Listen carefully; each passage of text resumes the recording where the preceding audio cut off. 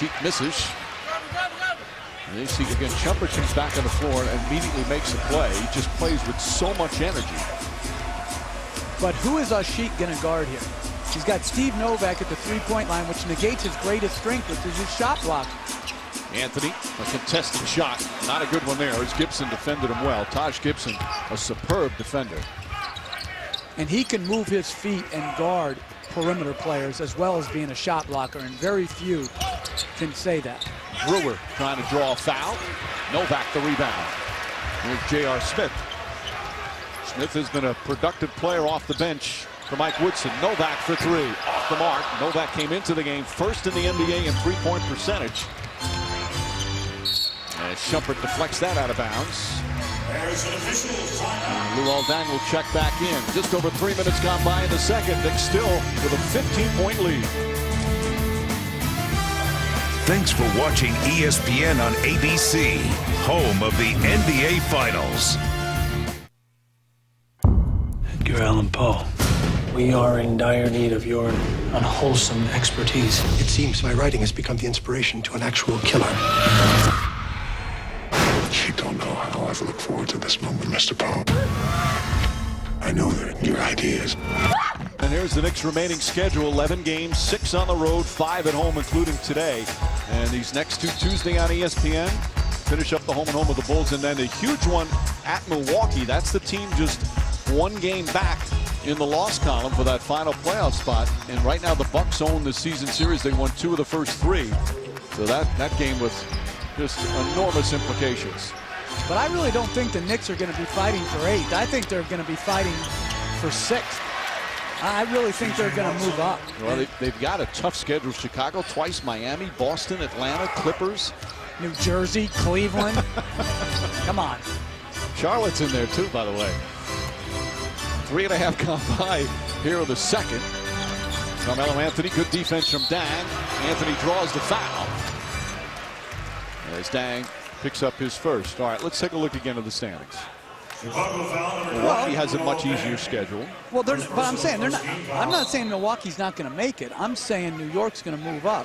Who's going to drop out? Well, I'm saying Philadelphia could drop down. Orlando could drop down. Well, for Orlando, that's a lot of dropping to do with just 11 games to go. But they've got a lot of injuries right now. Dwight Howard, back hurting. Ryan Anderson out. Hedo Turkoglu out. Quentin Richardson out. All right, you bring up Orlando. That's been a fairly hot topic this week in the NBA. Now you've seen everything go the whole week. Your thoughts on the whole Dwight Howard, your brother's situation on the Magic? Well, you always want to preface it, and I have a horse in the race, so, you know, you have to take, I'm going to have a view that's going to be probably a little bit different, but I don't think Stan, I know his record doesn't need defending. How well he's coached there, that doesn't need defending. And frankly, Howard's actions and play, as Dang scores, stand for themselves. Okay? The thing that I look at is, have we reached such a low in sports journalism that it's going to be a national debate when someone answers a question truthfully? And that, should he tell the truth or not, that's going to be debated? Right. I mean, really, is that where we're at with sports journalism? Then why even ask these guys the question? And I also looked at the ex-players who have criticized him for doing such. What they want is immunity from any actions they take. They just want to be patted on the back and stroked all the time. And listen, I think it clears the air. Everybody knows what everybody else is feeling. And I think the whole point is everyone should just focus on playing basketball, because what Howard wants is Anthony goes to the basket for another easy basket. What Howard wants or what Stan says is irrelevant. What everybody needs to do from Orlando is play hard and play well. And last night, for the first time in a long time, I thought the Magic played with the spirit that has defined Stan and Howard's time together. They've had a great run. It's amazing what they've been able to accomplish. A week ago, they had the 5th best record in the NBA with all the shenanigans that have gone on. Meanwhile, there was a technical foul called on C.J. Watson. That's what Anthony will shoot after the personal foul on Douglas. And it'll be obviously interesting to see how Orlando plays it out now. You said Howard with the back injury. Hito Turkoglu's out. We can take a look at their schedule coming out. Not too difficult. They've got some tough games, a little half and half. By the way, my 4 brothers have flaws too, but I'll defend them to the death. So no, but it's really true. You really should.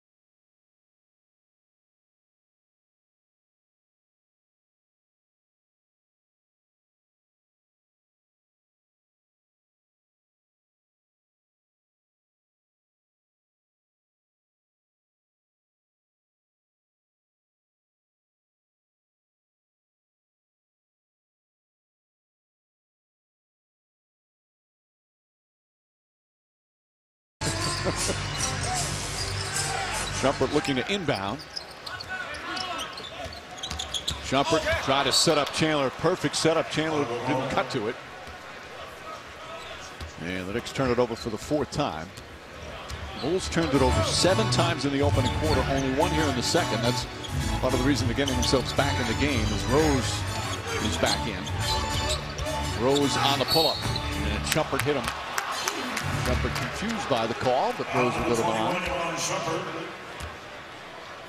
Second personal, 4th team foul. Rose, who had as tough a time as anybody sitting on the bench, said he was dying to play. He said especially in the 4th quarter of games, that's when it would really bother him, sitting there knowing he couldn't help his team.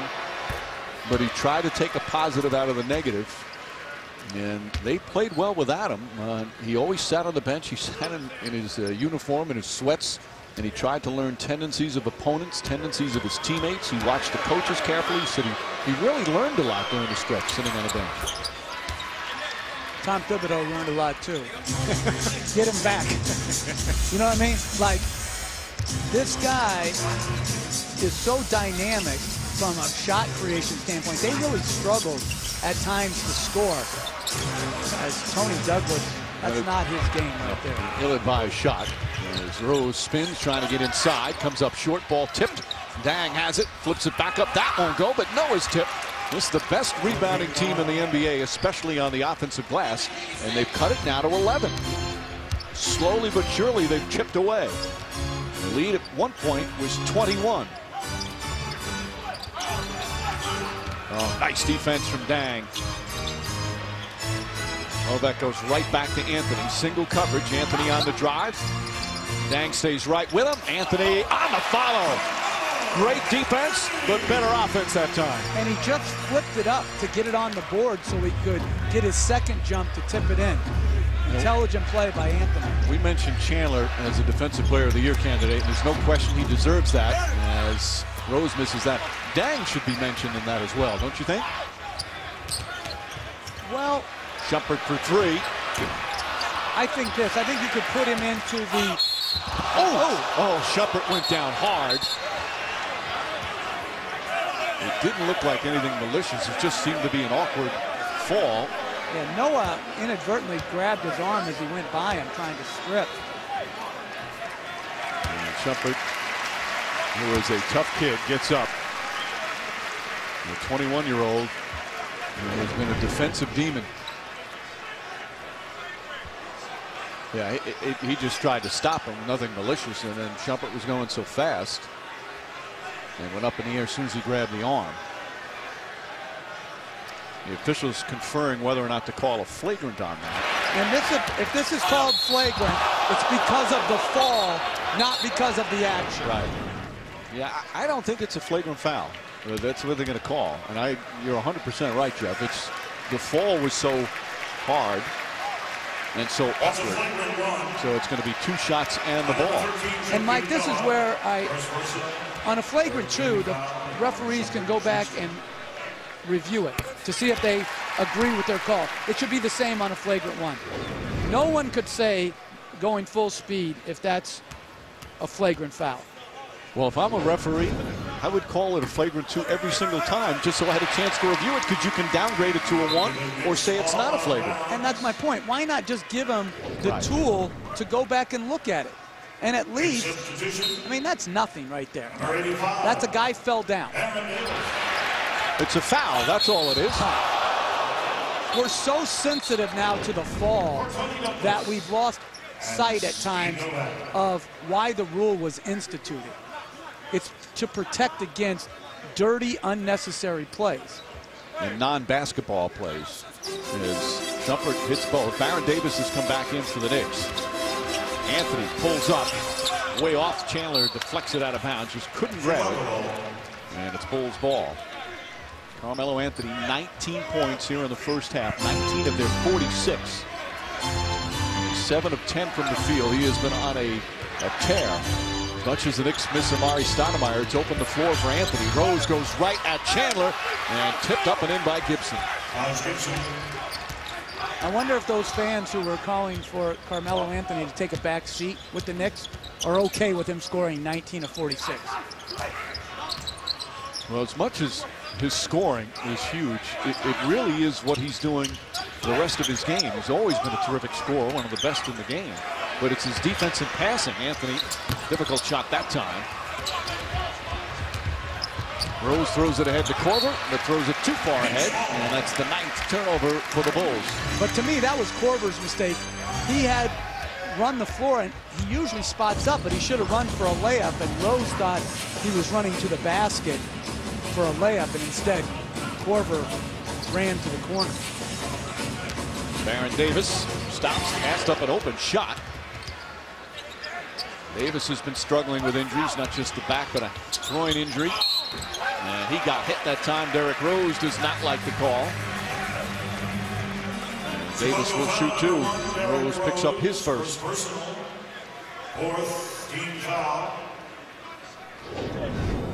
Well, good push the play, and if he would have run to the rim, that's a layup. Instead, he flattened out to the corner, which led to the turnover.